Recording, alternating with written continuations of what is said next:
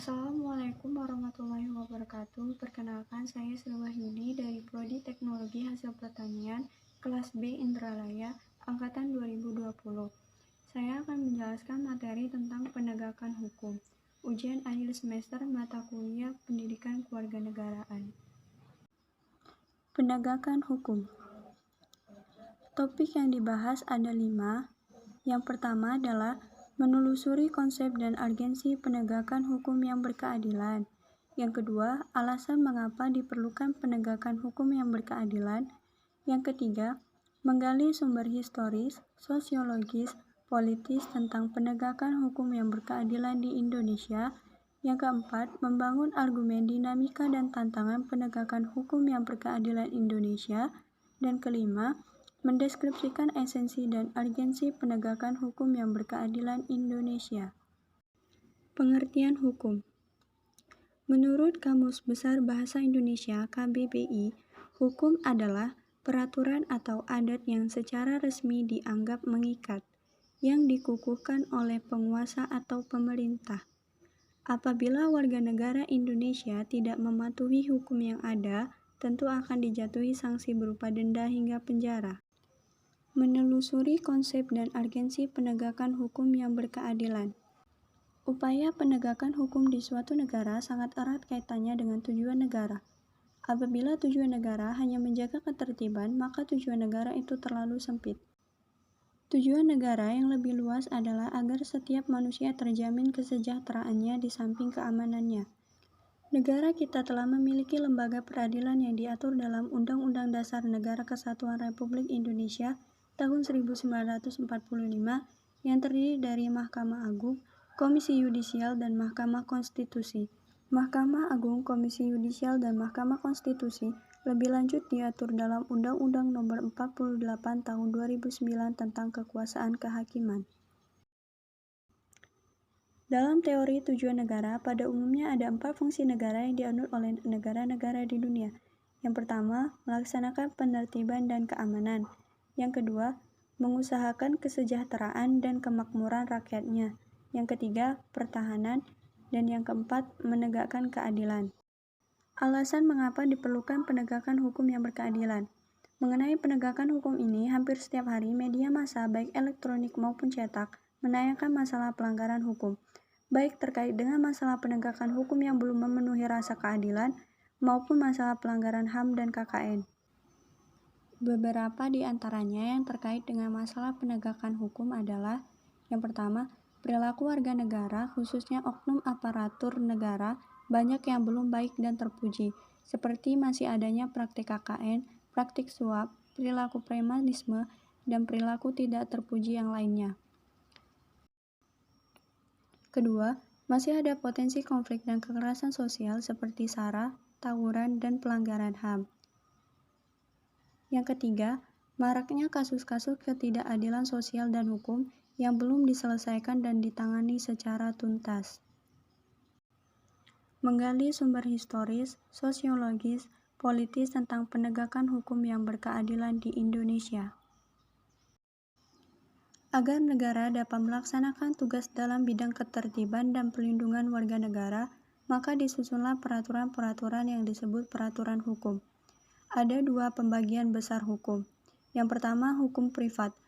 Hukum privat adalah hukum yang mengatur hubungan antar manusia atau individu yang menyangkut kepentingan pribadi, misalnya masalah jual-beli, sewa-menyewa, dan pembagian warisan. Yang kedua adalah hukum publik. Hukum publik ialah hukum yang mengatur hubungan antara negara dengan organ negara atau hubungan negara dengan perseorangan yang menyangkut kepentingan umum. Menurut Gustav Radbruch, seorang ahli filsafat Jerman, dalam Sudikno Mertokusumo tahun 1986 menyatakan bahwa untuk menegakkan hukum ada 3 unsur yang selalu harus diperhatikan. Yang pertama adalah keadilan. Keadilan merupakan unsur yang harus diperhatikan dalam menegakkan hukum. Artinya bahwa dalam pelaksanaan hukum, para aparat penegak hukum harus bersikap adil. Yang kedua, kemanfaatan. Hukum harus bermanfaat bagi manusia. Oleh karena itu, pelaksanaan hukum atau penegakan hukum harus memberi manfaat atau kegunaan bagi manusia. Yang ketiga, kepastian hukum. Artinya penegakan hukum pada hakikatnya adalah perlindungan hukum terhadap tindakan sewenang-wenang. Adanya kepastian hukum memungkinkan seorang akan dapat memperoleh sesuatu yang diharapkan.